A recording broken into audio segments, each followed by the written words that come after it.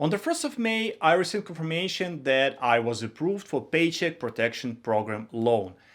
And in this video, I will tell you what is a loan forgiveness and why it's really important for your business and how you can get it. I'm sure you know that many businesses in US continue to apply for a Paycheck Protection Program loan, but forgiveness remains uncertain. In the second round of the Paycheck Protection Program opened on April 27th, about 2.2 million loans have been made to small businesses, totaling more than $175 billion according to a Small Business Administration. And in order for the loan to be forgiven, you must use at least 75% of the amount borrowed for payroll costs. The SBA and Treasury continue to issue guidance in a form of frequently asked questions, but many questions remain unanswered.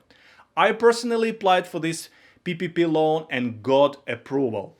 Now I'm waiting for money to be deposited on my account and recording this video for you and for myself regarding Paycheck Protection Program loan forgiveness. Please click the subscribe button to be approved for PPP loan. I'm kidding. That neither help you get a loan, not to get a forgiveness, but it gives me more motivation to shoot a new video. The money on my mind, a great deal of it will fix me all I've ever desired.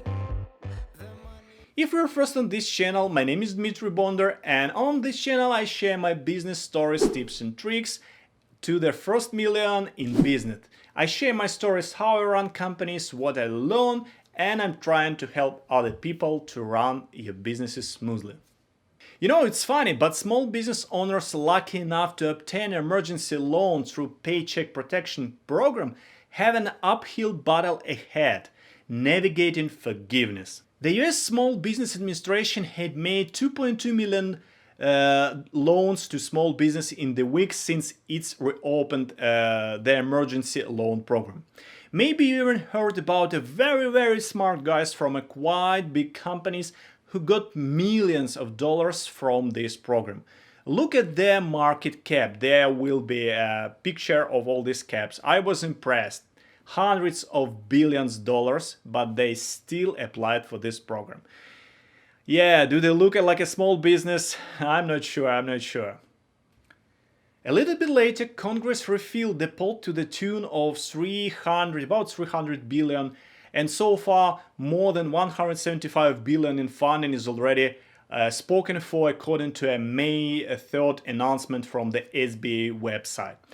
A large part of what made the funding so popular is the fact that the loans, which are intended to cover 8 weeks of payroll expenses, as well as rent, most mortgage, interest and utility costs, are forgivable.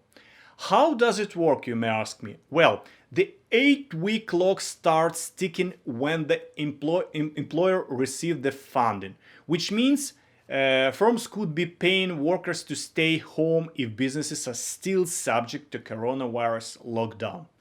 It's very important. You must use at least 75% of the amount you borrowed for payroll expenses.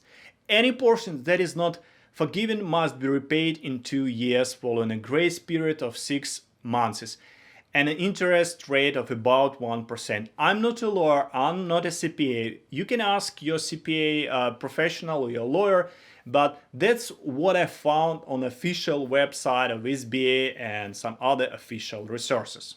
As I said, any portion that is not forgiven must be repaid in 2 years following a grace period of 6 months, at an interest rate of 1%. That's where accountants who work with these entrepreneurs are running into trouble.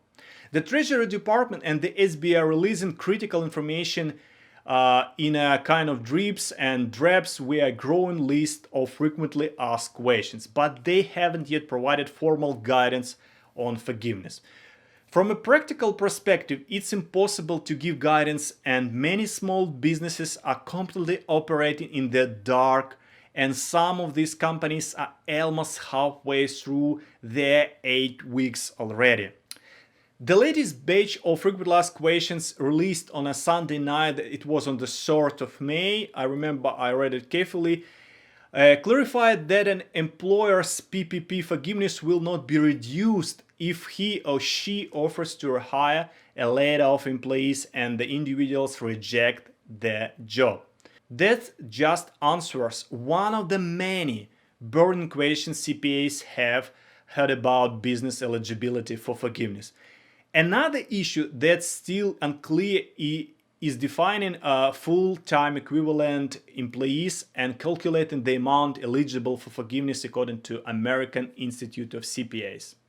Businesses applied for the Paycheck Protection Program based on the number of employees they had on the board, be they full-time or part-time. The CARES Act, which established the PPP loan program, used the standard of full-time equivalent employees to figure out whether the amount forgiven will be reduced in light of cutbacks on staff or hours.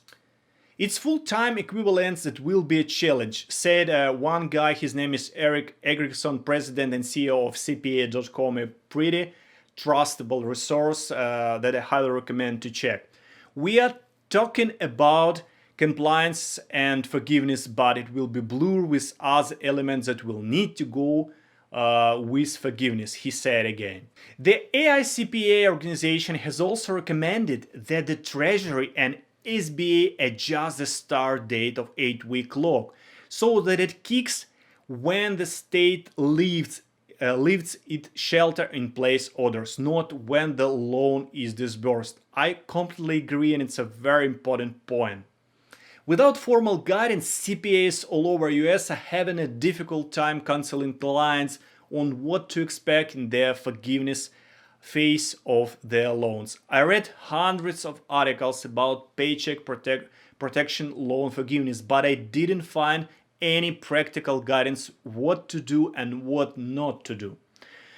For instance, I found a great example that I want to mention right now. Think about the restaurant that's only partially open and brings back half of their people. So is only 50% forgiven? Because it's that the case, you have a loan and you don't have the cash. So it's a pretty difficult situation. For now, the recommendation from CPAs has been that the clients operate within the spirit of the law the best they can, with the understanding that nothing, not even the forgiveness anticipated, is guaranteed. The only thing you feel comfortable with is the saying, if you get 100,000 multiplied by 75% of your spend, that amount on a payroll cost in the next 8 weeks, you'll be okay.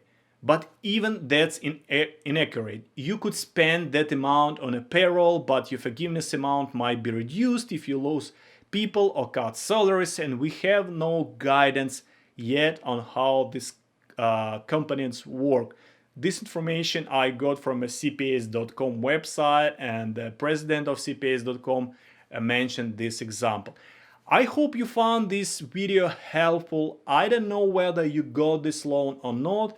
In my case, I was admitted, and I decided to share with you all that I found regarding this topic. Please consider to subscribe and click a like button and ask any questions you may have.